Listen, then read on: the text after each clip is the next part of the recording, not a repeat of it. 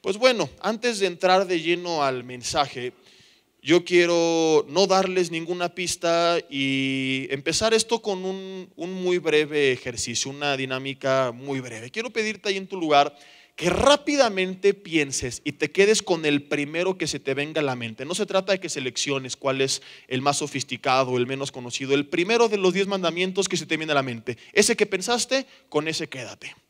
¿Cuál es uno de los 10 mandamientos que tú acabas de pensar? Cuando nos hablan de los 10 mandamientos, luego a nuestra mente se nos viene, por ejemplo, ¿cuántos pensaron? Levanten la mano en no matarás. ¿En qué andan pensando? Que luego no matarás. En no vas a codiciar a la mujer de tu prójimo. Ya me desanimaron, ya eso ya fue trampa. Ya mejor no sigo preguntando. Inmediatamente se nos vienen los que consideramos nosotros son los más graves. No cometerás adulterio, o no robarás, o no vas a codiciar la mujer o la casa de tu prójimo. Pensamos luego en los que suenan más escandalosos, en los más gravosos. Pero hay dentro de esta lista de 10 mandatos que no únicamente se encuentran aquí, sino a lo largo de la Biblia, como hoy veremos implícita y explícitamente, se habla acerca de la gravedad del asunto. Uno de ellos que muchas veces como creyentes no tomamos en cuenta, que no meditamos, que no reflexionamos y que seguimos sin obedecer porque pensamos dentro de nosotros que no es tan grave. El cristiano promedio o la persona que tiene una fe en Dios promedio procura vivir de acuerdo a su voluntad, y entonces es normal que una persona con estas características diga: bueno, pues yo ya no me emborracho, yo ya no me drogo, yo ya no le entro a las adicciones, yo no fornico, yo no adultero, yo ya no soy mentiroso, yo ya no hago todas estas cosas que antes hacía que estaban malas. Pero ¿cómo somos chismosos?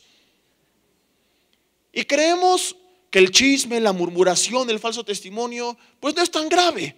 Finalmente son palabras. No estoy matando a nadie, no estoy secuestrando a nadie, no estoy violando, no estoy dañando absolutamente a nadie. Y no tratamos con este problema de nuestra lengua, que como hoy veremos, la Biblia dice que no es pequeño como tú crees, sino que es sumamente grave. Y es por eso que yo quise iniciar con este ejercicio. Y yo quiero preguntar: ¿cuántos de ustedes pensaron, y sean honestos, en este mandato que está dentro de esta lista de los 10 mandamientos, que se encuentra en el versículo 16, que dice: no hablarás contra tu prójimo falso testimonio? Es tan importante y tan grave que Dios lo incluyó desde un principio en esta lista o en estas tablas de los 10 mandamientos. ¿Cuántos pensamos en primera instancia cuando yo les dije: piensen en uno de los 10, en este versículo 16? Levanten la mano y seamos honestos. ¿A alguien se le ocurrió? Absolutamente nadie. Y eso me da razón de lo que te estaba argumentando o enseñando. Pensamos que no es tan grave. A lo mejor no lo haces conscientemente, pero en tu subconsciente piensas que no es tan grave. Si no fuera así, hubiera saltado luego a la luz en tus pensamientos. No lo hizo porque creemos que el falso testimonio, que hablar mal de los demás, que murmurar contra los demás, no es tan grave. Y por eso yo hoy quiero tratar un tema con todos ustedes que he titulado: el grave pecado de la murmuración y el falso testimonio. O si quieres nada más dejarlo en la murmuración y el falso testimonio, también está bien. Pero el título completo es el grave pecado, porque es un grave pecado, no es cualquier cosita. No es de que, pues Señor, mira, no he robado, no he matado, no he fornicado, no he adulterado, nada más de vez en cuando soy medio chismoso. No te preocupes, mi hijo. A ver, aquí en el cielo tengo a 2, 3 chismosos igual que tú, pero lo bueno es que no mataste a nadie. No, es un pecado grave, severo, prohibido en la palabra de Dios y condenado severamente en la misma. Desde pequeño nos acostumbramos a hablar mal acerca de los demás, a mentir acerca de nuestro prójimo. Es muy común que cuando uno de tus hijos pequeños hace algo malo, le echa la culpa a otro hermano si es que tiene. Y si no tiene hermano, pues le echa la culpa al perro o al gato o a quien le tenga que echar la culpa, pero dice: yo no fui. Y en vez de que nosotros desde ahí empecemos a tratar con esto que está mal, pues nos reímos, lo vemos como algo que es insignificante, que es inocente. El problema no es el daño que hacemos de pequeños, es que seguimos creciendo y seguimos con la misma actitud.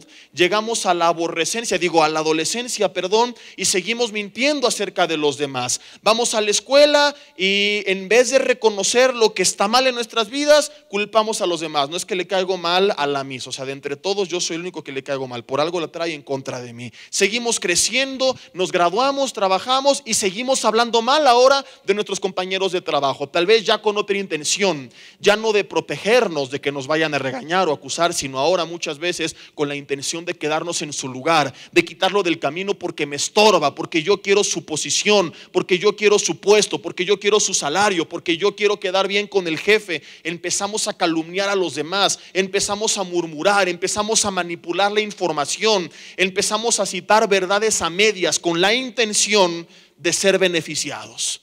Venimos a Cristo, nos arrepentimos supuestamente, le entregamos nuestras vidas, nos convertimos en parte del cuerpo de Cristo, que es la iglesia, e impresionantemente seguimos aquí adentro haciendo exactamente lo mismo. En vez de que aquí cambie esta faceta de nuestras vidas, esta conducta, esta actitud, ahora seguimos haciendo lo mismo. Cristianizamos, digo entre comillas, la murmuración. Convertimos a Cristo, digo entre comillas, al chisme y al falso testimonio. ¿Por qué?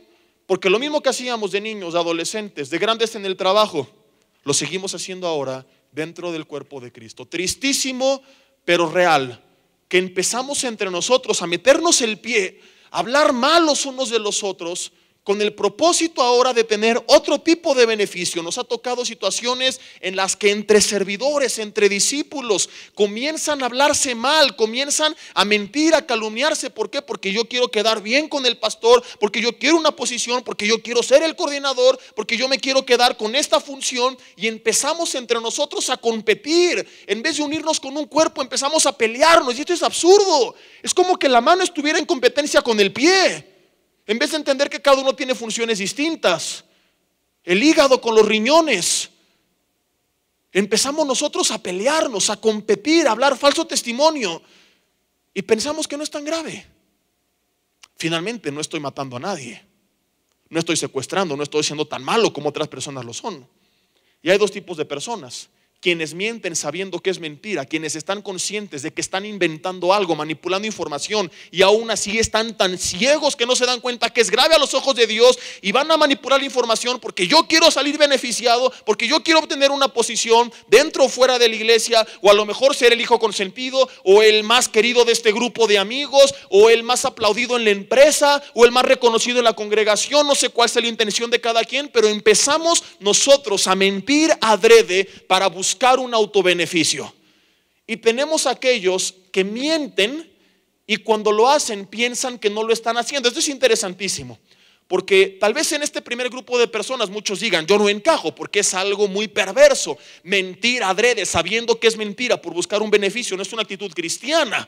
Una persona así, yo dudo mucho que tenga el Espíritu Santo de Dios, porque si lo tuviera le quebrantaría, le redarguiría y procedería al arrepentimiento. Pero tenemos un segundo grupo de personas donde muchas veces encajamos nosotros: aquellos que mienten, que calumnian, que hablan falso testimonio, pero que no piensan que es tan grave porque ellos creían que era verdad. O sea, pues sí, hablé y lo tijereteé y lo pisé, le escupí, pero yo pensé que sí era cierto. Y ninguno de los dos se justifica.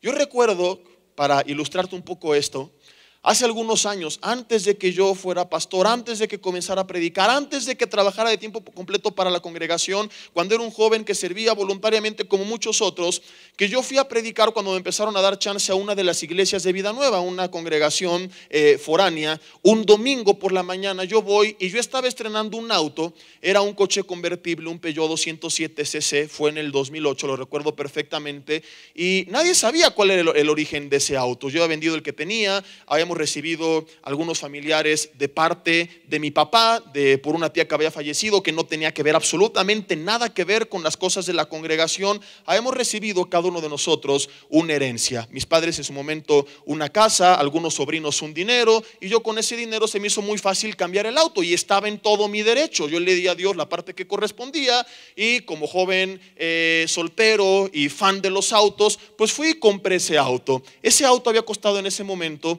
275,000 pesos. Ahorita te digo por qué te estoy diciendo el precio. En el 2008 voy a predicar y me estacionan en la entrada principal de la congregación, como lo hacemos también aquí en Vida Nueva. Bueno, voy, predico, pasa el día. Como a la semana yo me entero que un grupo de líderes y coordinadores estaban indignados. Su indignación era que cómo era posible, escucha esto, que cómo era posible que se gastaran en eso sus diezmos y sus ofrendas. Que tuviera el joven predicador que fue ese día un auto de más de $500,000. Así fueron tal cual sus palabras. Más que enojo, me dio a mí mucha risa. ¿Por qué? Porque en primer lugar dije, aparte de chismosos ignorantes, ojalá que hubiera costado más de $500,000, que Dios los oiga. Costó casi la mitad y ya están inventando, en primer lugar. En segundo lugar dije, con sus diezmos y ofrendas, bueno fuera, pero ni que diezmaran tanto. Era una iglesia que estaba pasando por tiempos difíciles, que después de hecho desapareció, que no sacaba ni para pagar la renta del salón. ¿Por qué? Porque entre ellos había divisiones, porque eran carnales, que en vez de unirse para buscar al Señor, estaban caminando por otra dirección, que mucho menos seguramente diezmaban y ofrendaban. Y ahora sí resulta que de sus diezmos y ofrendas salió para comprar el auto de más de $500,000. Entonces, más que enojo, a mí me dio mucha risa, porque ellos ni conocían toda la situación y ya estaban hablando y estaban murmurando y levantando un falso testimonio. Qué bueno fuera si hubiera quedado entre ellos. Desafortunadamente, cuando estos chismes se corren en la iglesia, dañan a otras personas. ¿Y cuántas veces nosotros hablamos sin saber? Hablamos y juzgamos sin conocer la situación. ¿Cuántas veces no hemos juzgado a alguien? A lo mejor conoces una persona que se cambió de casa, que estrenó un auto y luego tú lo señalaste como tranza, como corrupto. Y no sabes si a lo mejor recibió una herencia, no sabes si a lo mejor acaba de hacer un buen negocio, vendió un terreno que tenía muchos años que estabas vendiendo. La pregunta es, ¿te consta lo que estás diciendo?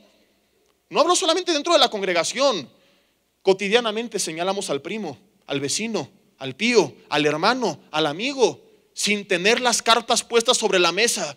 Se nos hace tan fácil juzgar y señalar y hablar y murmurar y parlotear, porque creemos que no es tan grave. Y por eso yo comparto este mensaje, porque ante los ojos de Dios hoy te lo voy a demostrar. No es grave, es gravísimo.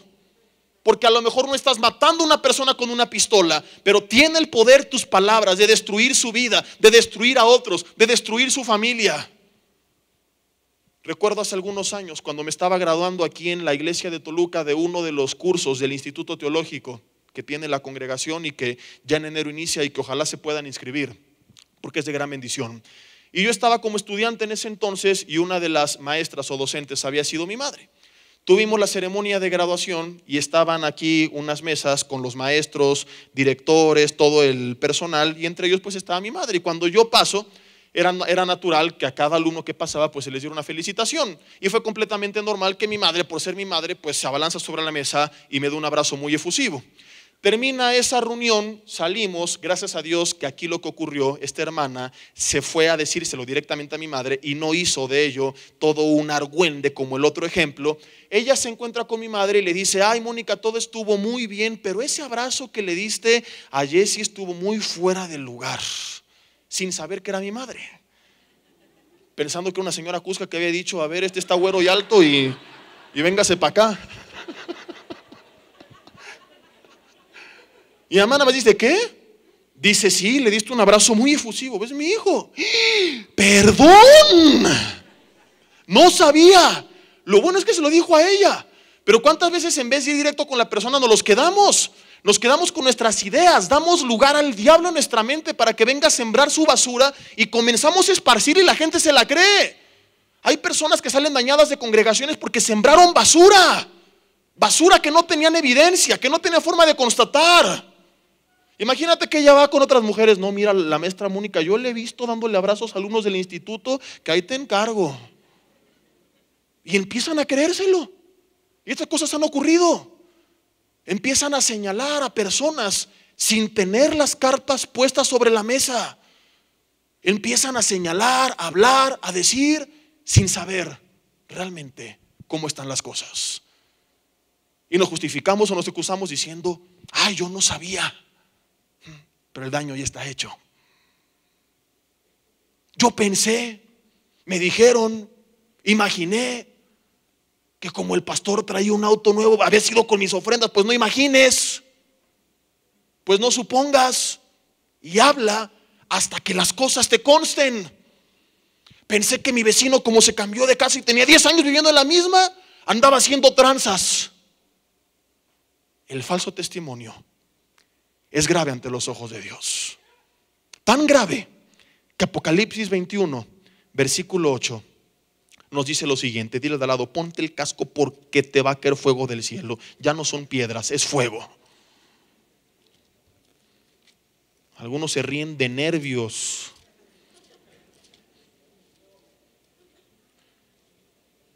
Antes de leerte lo quiero contarte otro caso que se me acaba de venir a la mente.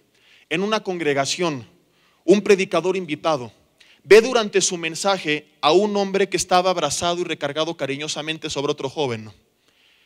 En medio del mensaje los exhorta y los manda a sacar de la iglesia, pensando que eran pareja.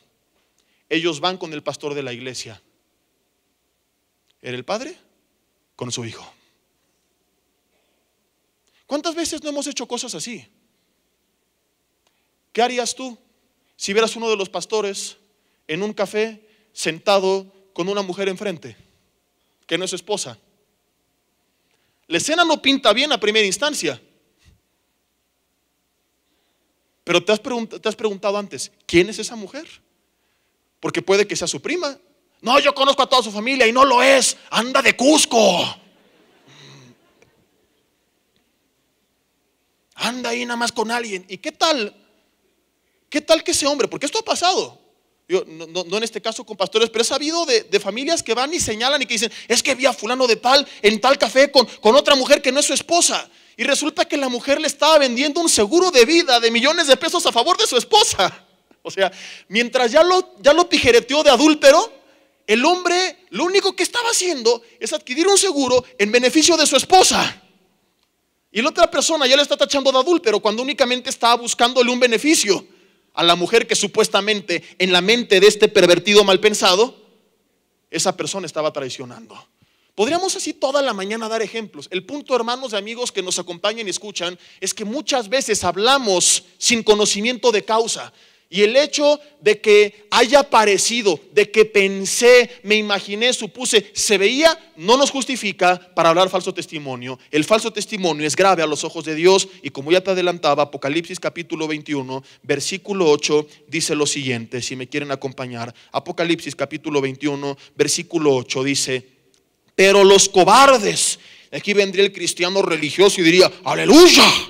Y los incrédulos, gloria a Dios. Los abominables y homicidas, santo. Los fornicarios, amén. Y los hechiceros, fuera. Los idólatras también. Y de repente a la lista se añade: y todos los mentirosos.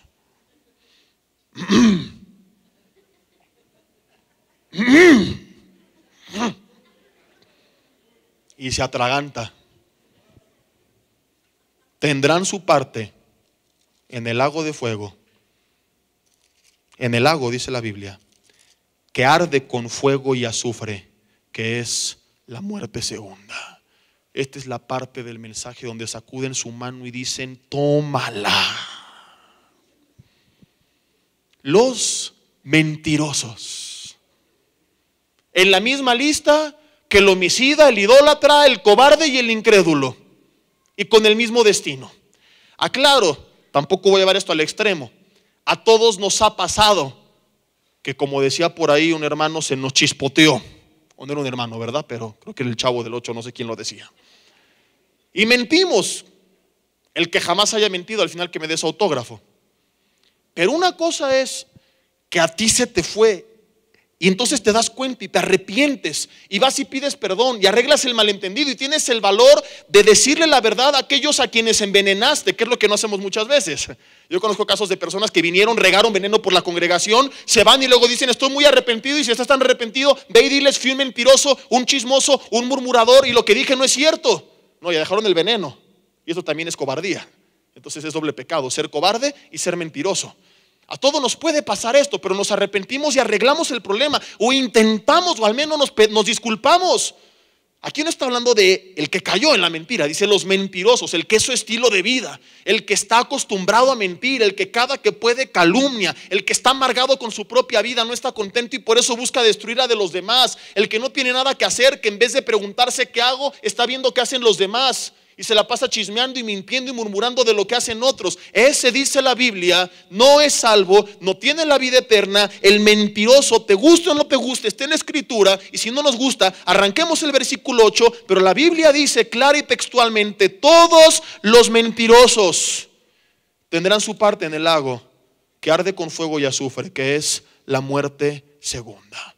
¿Por qué es tan grave el falso testimonio? ¿Por qué es tan grave la mentira? Veamos Proverbios capítulo 12, versículo 17, y después recordemos Juan 8:44. Antes de eso, Proverbios 12, versículo 17, dice: el que habla verdad declara justicia, mas el testigo mentiroso, ¿qué es lo que habla? Engaño. Y la pregunta es: ¿de dónde viene el engaño? ¿De dónde viene la mentira? ¿Qué dice Juan 8:44? Que ¿quién es el padre de mentira? Satanás.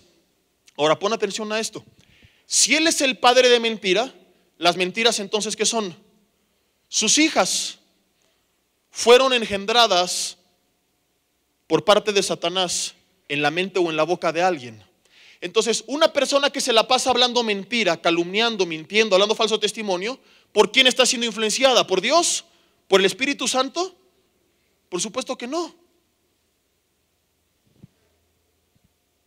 ¿Quién está produciendo en ti y qué está produciendo? ¿El Espíritu Santo, la verdad de Dios, o Satanás? Las mentiras que él suele producir y engendrar. El falso testigo está llevando a cabo la obra de Satanás, que es mentir, que es calumniar. Esto ha sido históricamente una de sus estrategias favoritas para destruir. Acuérdate cómo quiso destruir al pueblo de Israel que sale de Egipto con mentiras. No van a poder tomar la tierra de Canaán. ¿Cómo quiso destruir al pueblo de Israel que enfrentó a Goliat? Con mentiras. Goliat, a la mitad del camino, sin aventar una lanza, le bastó con hablar y decir: no van a poder, soy más grande que ustedes. Y por eso Jesús dijo que conoceremos la verdad y la verdad nos hará libres si nosotros permanecíamos en su palabra.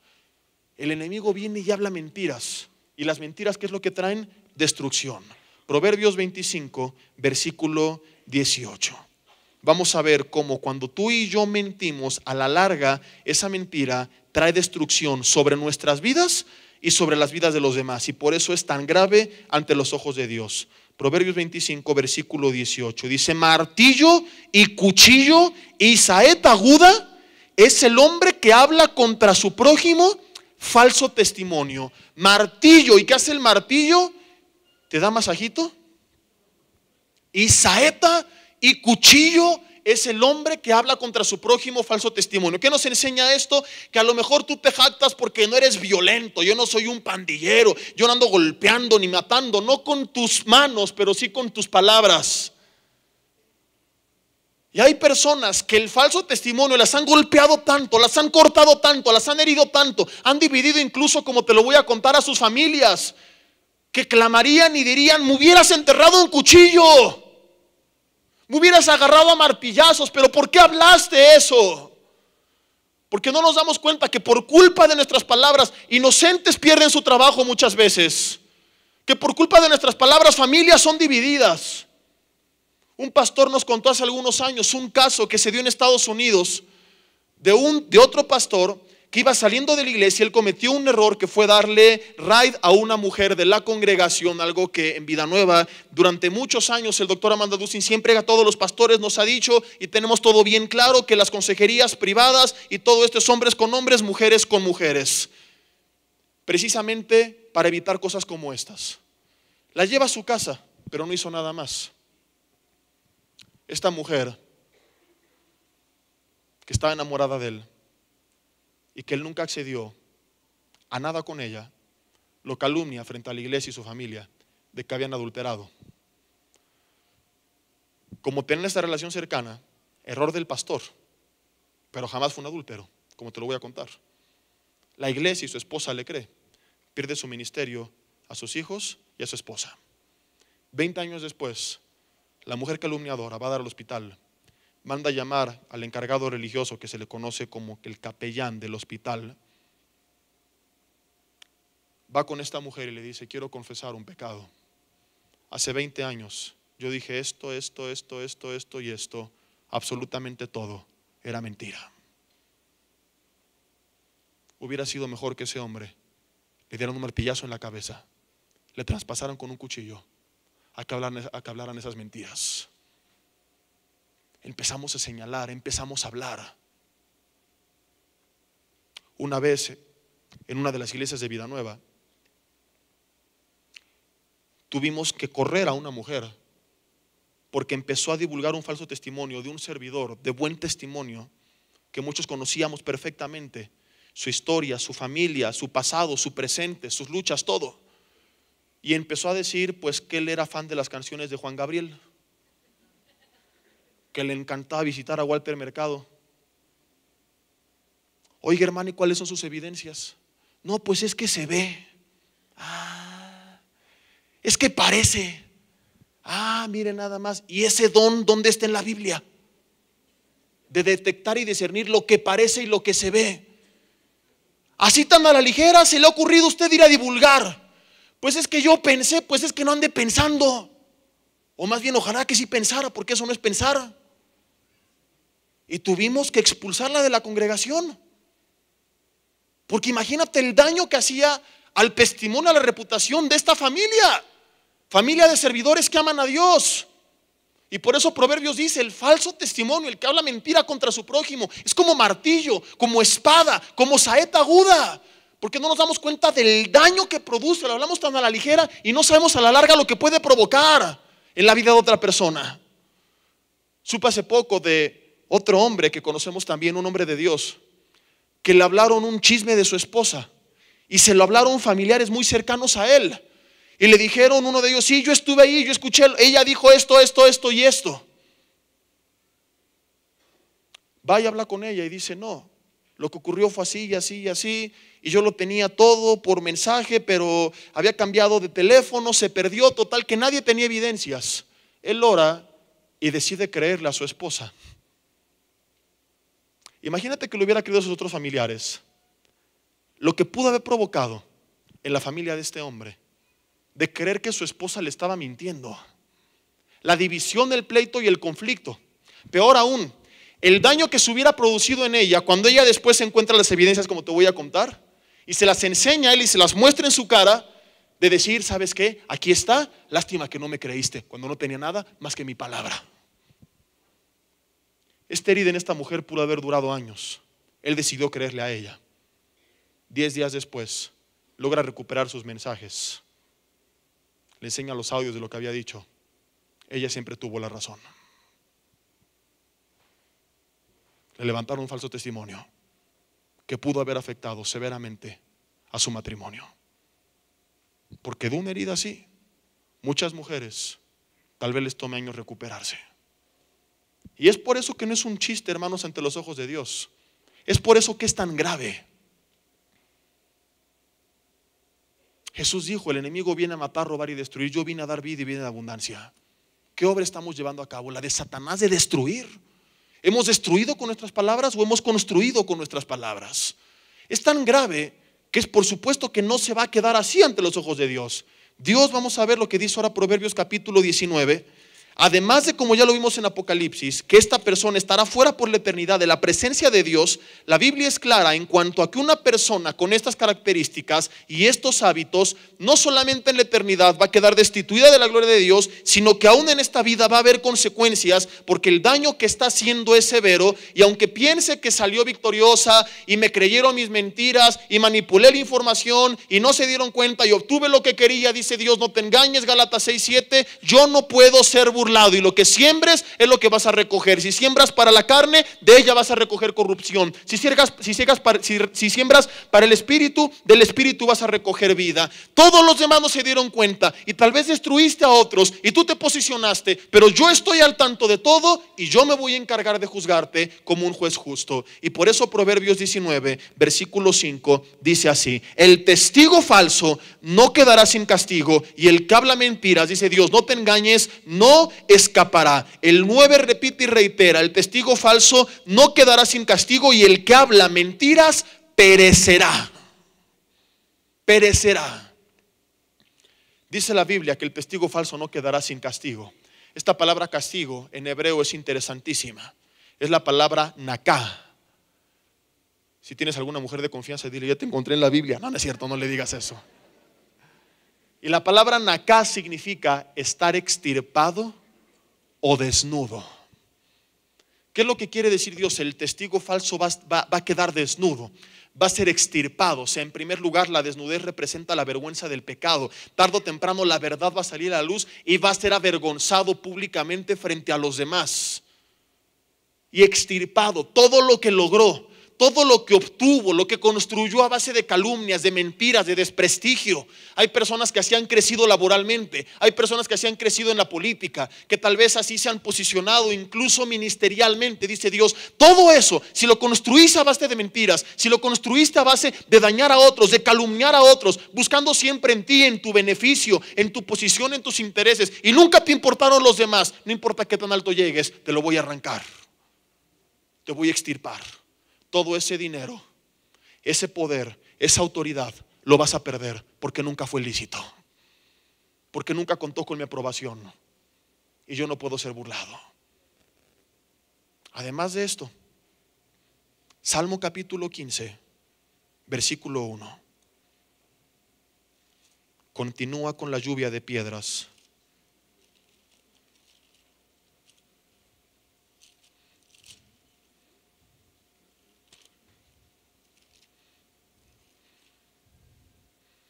Si conoces a alguien que le quede el mensaje, dale el CD de regalo de Navidad.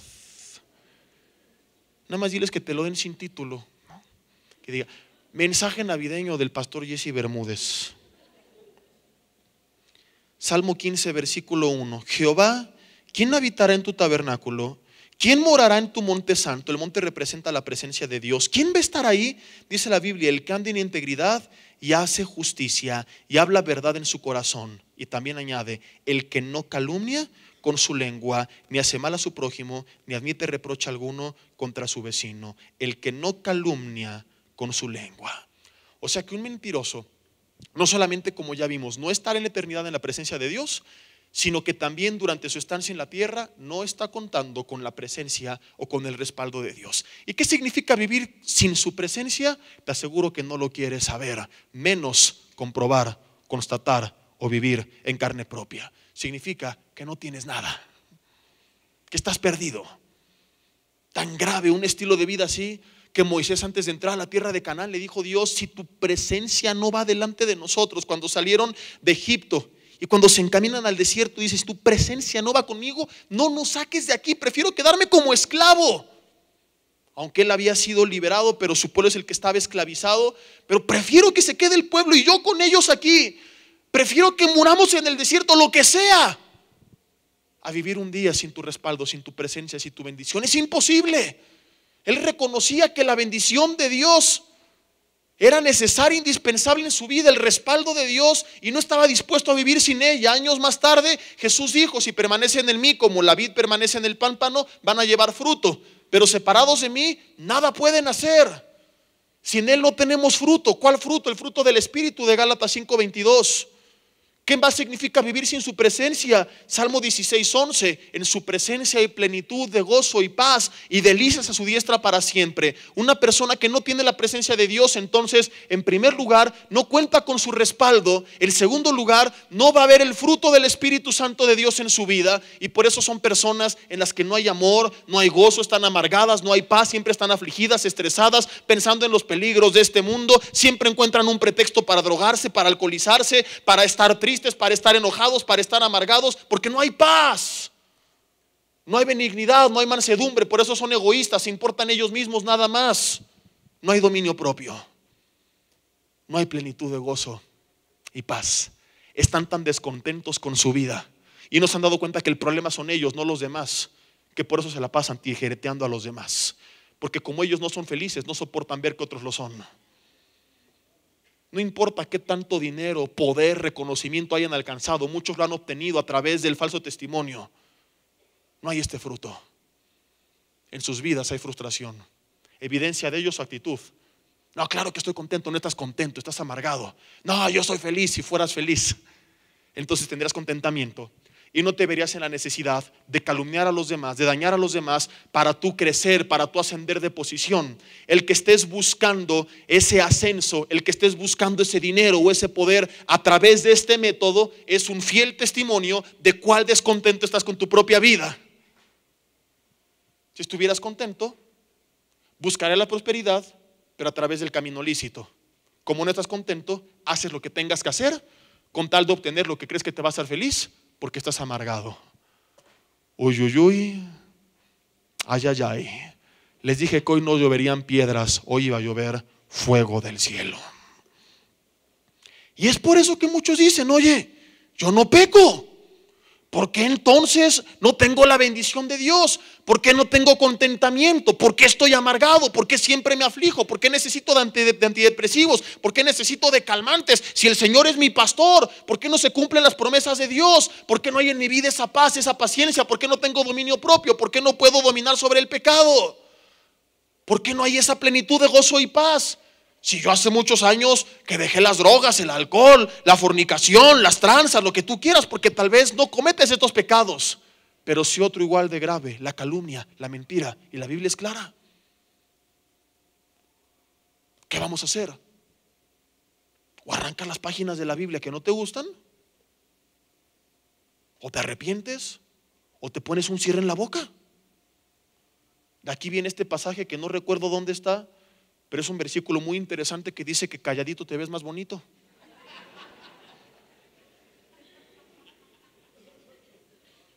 Ahora, no solamente es pecado el falso testimonio. Puede que hasta este punto muchos estén en su sofá, relajados emocionalmente, espiritualmente, diciendo, no me aplica para mí, gloria a Dios por los chismosos que me rodean, que les está cayendo fuego del cielo.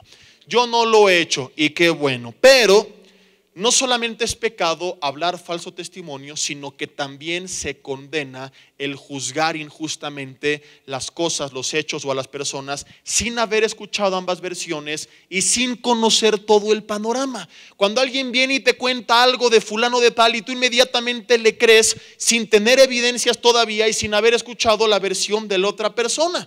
Y por eso es que en el mismo contexto donde se nos dice después que no admitamos falso testimonio, también se nos añade, donde se nos dice antes que no hablemos falso testimonio, se añade después en el capítulo 23 del Éxodo, versículo 1, no solamente que no lo hablemos, sino también que no lo admitamos. Fíjate, ya se estipuló que no hay que hablarlo, pero luego en el 23 versículo 1 también añade, no admitirás falso rumor.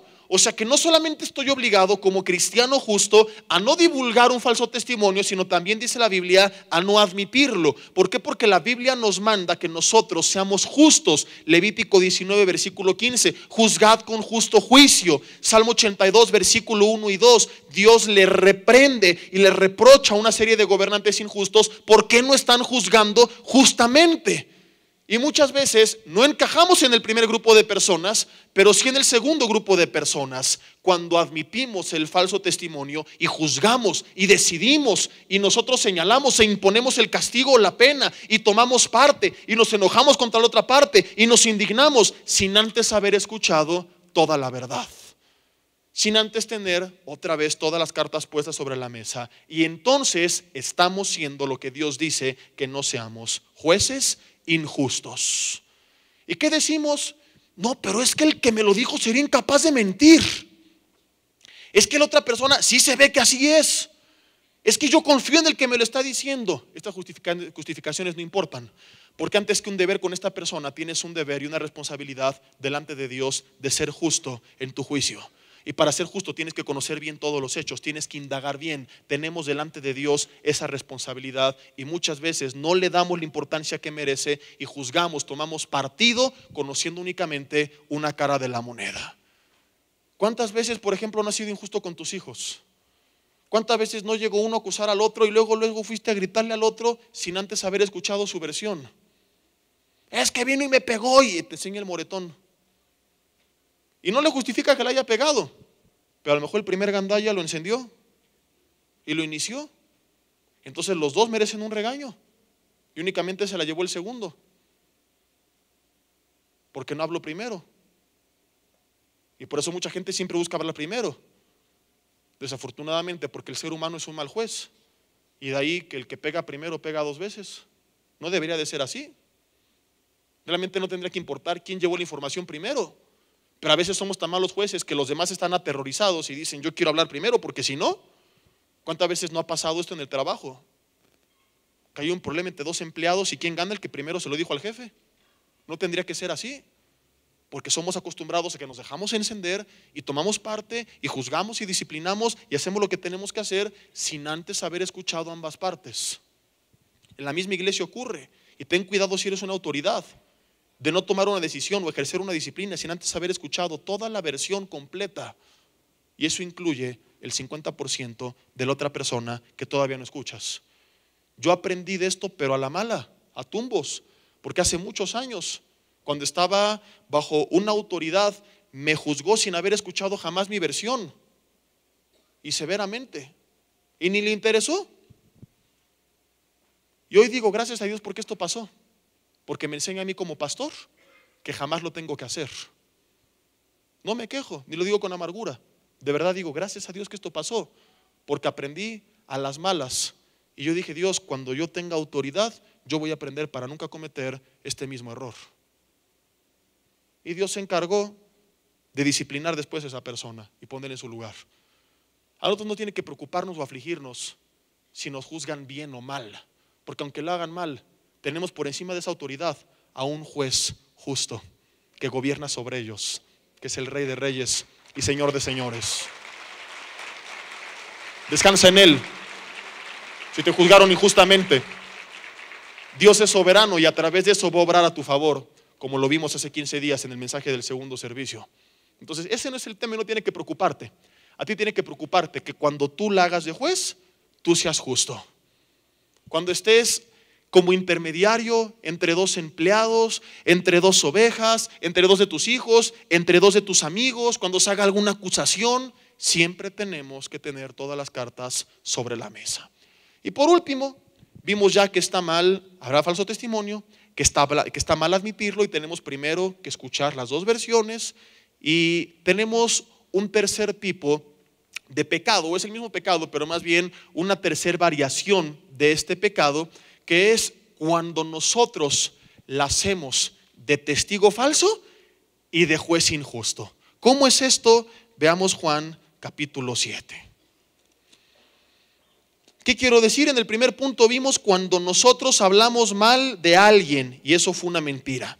En el segundo punto, cuando admitimos un falso testimonio en contra de alguien.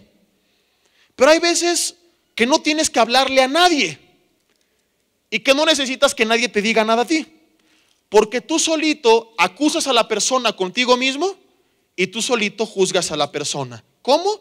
Por sus apariencias. Y es por eso que Jesús dijo en Juan 7, versículo 24, no juzguéis según las apariencias, sino juzgad con justo juicio. A lo mejor muchos dicen, yo nunca he hablado mal de nadie con otros. Felicidades. Cuando alguien me dice algo de los demás, yo primero investigo bien. Felicidades.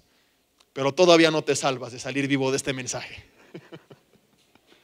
Porque ahora tenemos un grupo de personas que juzgan consigo mismas a los demás según sus apariencias. ¿Cuántas veces no hemos juzgado a los demás por lo que se ve, sin conocer a la persona? Y no tienes que decírselo a alguien más para levantar un falso testimonio. Con el simple hecho de que tú te pierdas la oportunidad de conocerle, ya estás cometiendo pecado ante los ojos de Dios. Porque a lo mejor esa persona iba a ser de gran bendición para tu vida, o Dios quería que tú fueras de bendición para su vida, pero te dejaste llevar por las apariencias y la juzgaste, la acusaste en tu mente y la juzgaste en tu mente. Por ejemplo, ¿cuántas personas que ni saludamos y nos preguntan, ¿y por qué te ve? ¿Por qué te cae mal? Ay, no, es que no lo ves. ¿Qué tiene? Se ve que es bien payaso. Nos reímos porque lo hemos dicho. Ahora tenemos el don de discernimiento de payasos. Se ve que es bien sangrón. ¿Por qué? Es que mira cómo camina. Es que camina así.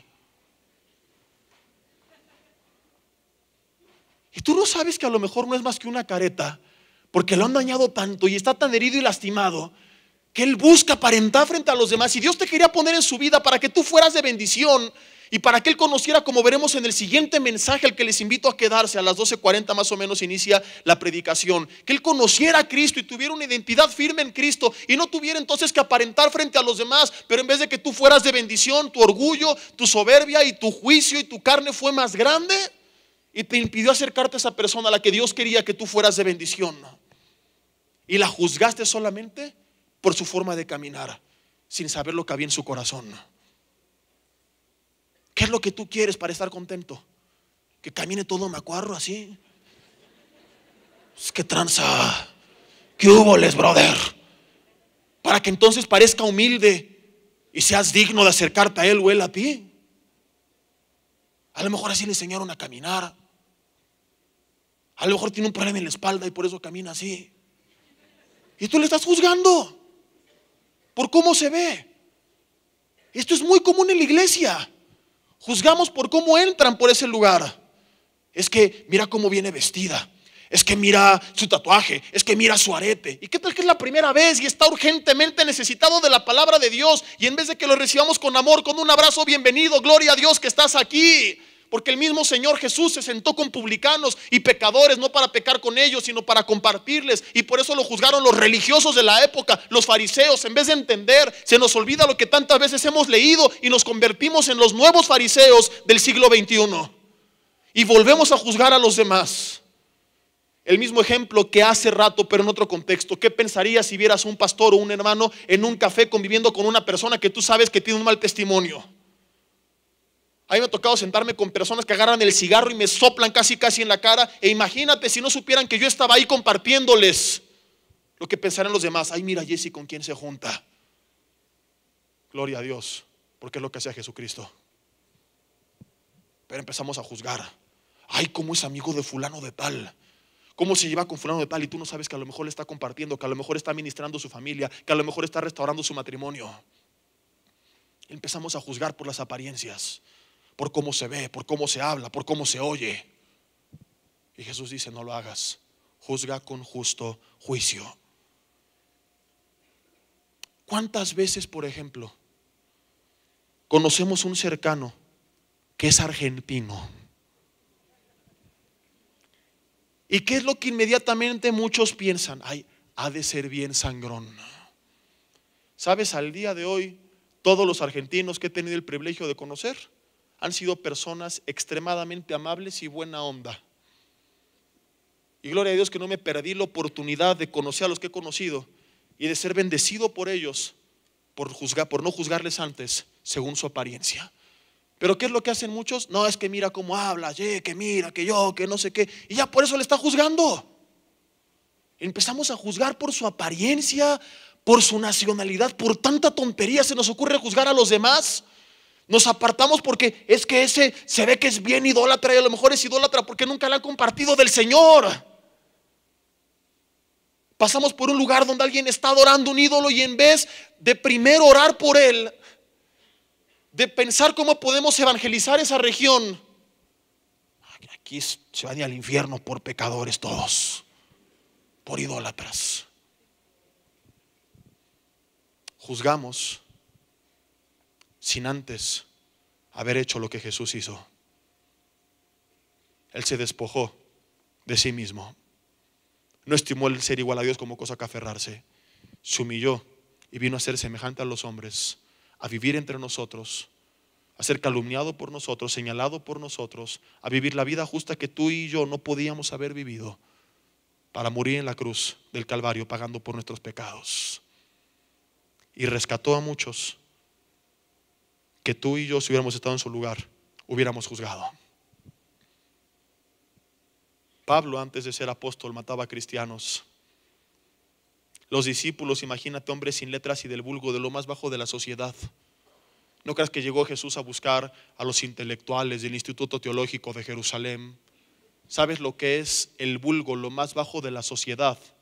Imaginamos, porque idealizamos a los hombres de Dios, a un Pedro sofisticado, un Juan sofisticado, que andaban siempre erguidos, hablando recto. Buenos días, amable Juan, vamos a ir al amable bote a pescar a los amables peces en este amable día con este amable sol. Oh, qué amable es usted, señor Pedro. Yo estoy totalmente de acuerdo, gloria a Dios. Y entonces Jesús dijo: wow, qué amables son estos dos hombres, yo los quiero para el ministerio. No, eran sin letras y del vulgo, de lo más bajo de la sociedad.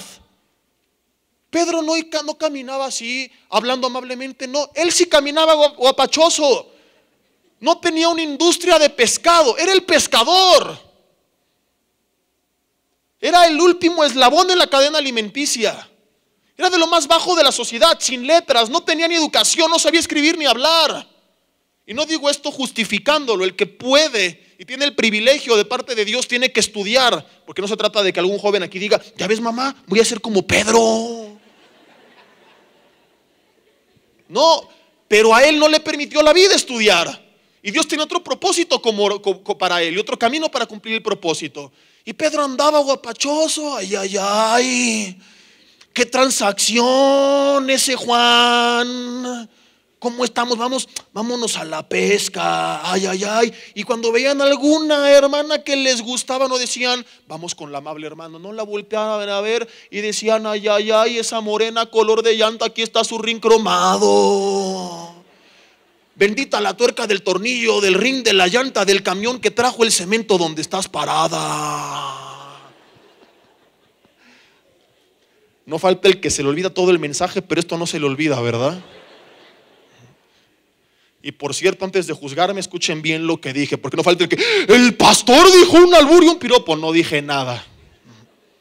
No hay nada de malo en bendita la tuerca del tornillo, del rin, de la llanta, del camión que trajo el cemento donde estás parada.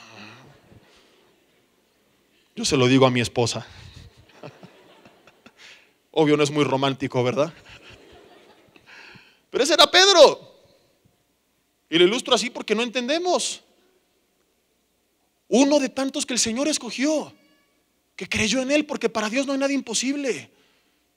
Pero nosotros estamos acostumbrados a juzgar según las apariencias. ¿Cuántos cristianos prepotentes, altivos, soberbios hay, que no le dirigen la palabra a los que consideran de una clase inferior? ¿Y qué es eso de clase inferior? Es que no es de mi mismo estatus. ¿Qué estatus?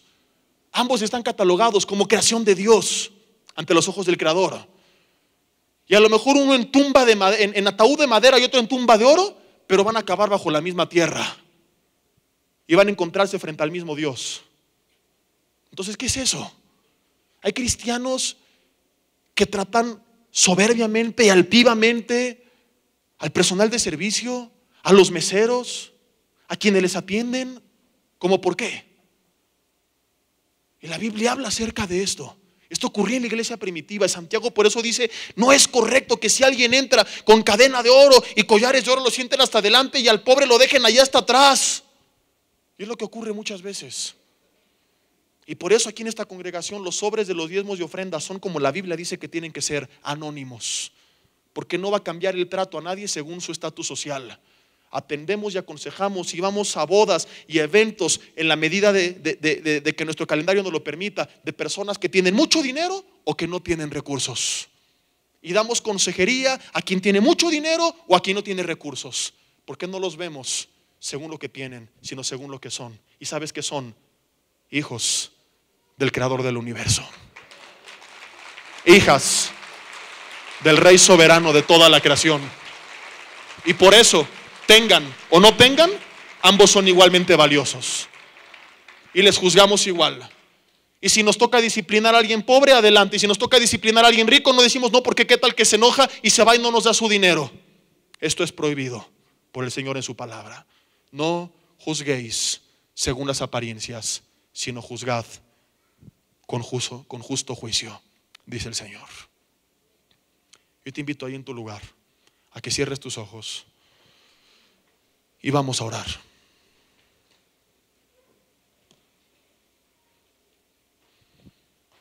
Dile: Señor, te doy gracias en esta mañana por tu palabra.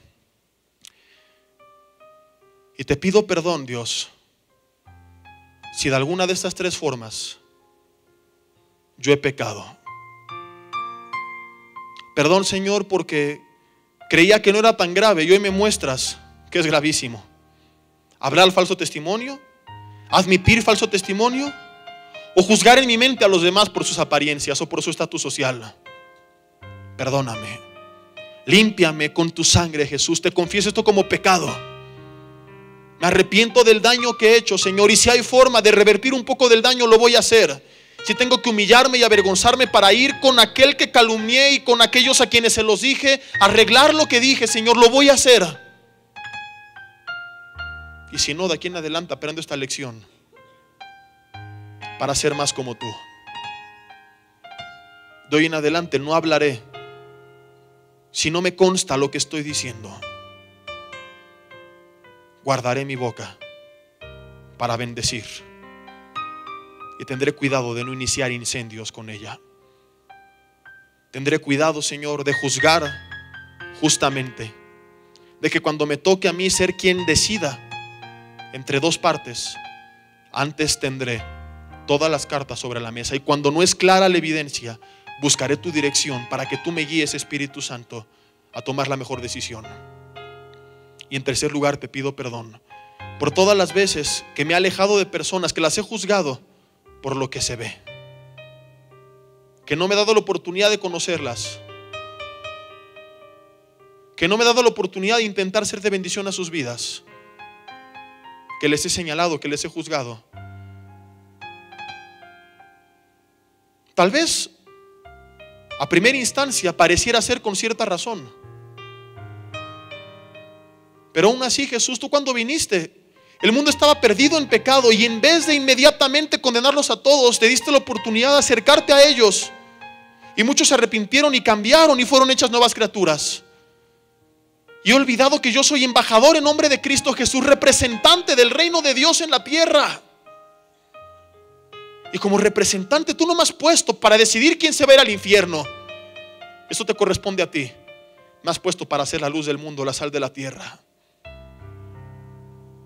Incluso en eventos evangelísticos como los que escuchamos antes del mensaje, ¿cuántas veces he dicho, no lo invito porque no va a cambiar? Está demasiado mal.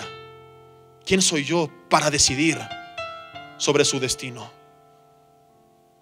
Para hablar por sí mismo, por él mismo, para adelantarme a su decisión. Perdóname y permíteme ahora acercarme a ellos para ser de bendición a sus vidas. Aunque estén perdidos, Señor, en el mundo y en el pecado, ayúdame a ser de bendición a los que se pueda, antes de señalarles y apartarme de ellos. Ayúdame, Jesús, a ser como tú. Dame la sabiduría para poder encontrar ese balance y no irme al extremo de contaminarme, de pecar con ellos, porque eso sería peor. Pero tampoco irme al extremo de juzgarles sin antes haberme acercado, como tú te acercaste a nosotros, estando muertos en nuestros delitos y pecados. Tú viniste a esa cruz del Calvario a morir por nosotros. Y en esto dice la palabra de Dios, consiste el amor de Dios, no en que nosotros le hayamos amado, sino en que Él nos amó primero. Y de hecho nosotros le amamos porque Él nos amó primero. ¿Sabes? El Señor no esperó a ver cuántos actuaban bien para morir por ellos. Vino a morir por todos, aunque estábamos perdidos, muertos, dice Efesios 2:1, en nuestros delitos y pecados. El pecado nos separaba de la presencia de Dios eternamente, porque Él es un Dios santo y justo. Y muchos creen que porque es amor va a perdonar a todos, pero pasan por alto que también es justo, y si perdona a todos se convertiría en un juez corrupto. Como Él tiene que juzgar justamente, Él va a castigar a los pecadores no arrepentidos. Pero antes de eso, hace 2000 años, y esto es un hecho histórico, en la persona de Cristo, Él tomó forma de hombre y vivió en nuestro lugar la vida justa que tú y yo no vivimos, y pagó en nuestro lugar por nuestros pecados, para que todo aquel que crea en Él, dice Juan 3:16, no se pierda, mas tenga vida eterna. Para quitar el pecado del medio y declararnos justos ante sus ojos. El que no conoció pecado, por ti y por mí se hizo pecado para que nosotros fuésemos hechos justos delante de Dios. Yo por esta razón quiero, antes de terminar, invitarte a que tú te des una oportunidad de acercarte al Señor, a que en este mensaje te lleves una doble bendición: la bendición de haber escuchado del falso testimonio, pero la bendición también de llevarte el regalo de vida eterna que viene por medio de la obra de Cristo Jesús en la cruz del Calvario. Él no te está exigiendo que tú cambies y seas correcto para acercarte a Él. Él te dice: así como estás, acércate a mí y deja que yo te cambie. Hay una gran diferencia, y a veces pensamos que para acercarnos a Dios primero tenemos que ser buenas personas. La pregunta es: ¿quién entonces podría acercarse a Dios? Si pudiéramos acercarnos a través de ser buenas personas, nadie se acercaría a Él. Si así fuera, ¿por qué entonces Cristo vino a morir? Y ahí viene el engaño. Creemos que es por una religión, creemos que es por buenas obras, que es por cumplir con sacramentos. Si así fuera, ¿por qué vino Cristo? ¿Por qué no Dios dijo: hagan esto y el otro, y estuvo? Cristo tuvo que venir. Jesús tuvo que morir, porque no hay forma de acercarnos a Dios mediante nuestros méritos humanos. Él te invita a que así como estás, lleno de defectos, de pecados, Él no te juzga, Él no te señala, Él solamente te dice: arrepiéntete, reconoce que está mal, pídeme perdón, yo te perdono, y ponte en mis manos, ríndete a mí y deja que yo obre en tu vida y que yo te transforme. Tal vez hay cosas que tu carne ni siquiera quiere dejar. Deja que Dios te ayude y que Él te fortalezca espiritualmente para poderlas dejar. Así como estás, no te vamos a juzgar. Te queremos invitar a que le rindas tu vida. Nosotros no queremos transformarla. Hay iglesias, hay religiones que intentan mediante la manipulación cambiar a los demás. Nosotros entendemos que esta es la obra del Espíritu Santo, y únicamente te pedimos que te des la oportunidad de rendirle tu vida y dejar que Él obre en ti. Y si tú lo quieres hacer, ahí en tu lugar, dile estas palabras: Dios, perdóname porque he pecado, vivo lejos de ti, he intentado tal vez a través de una religión o buenas obras acercarme, pero hoy me reconozco como incapaz de hacerlo. Te pido que me perdones y que me limpies con la sangre de Cristo Jesús. Señor, yo creo en ti, en tu muerte y en tu resurrección, y te pido que así como cambiaste en dos la historia, hoy transformes en dos mi historia.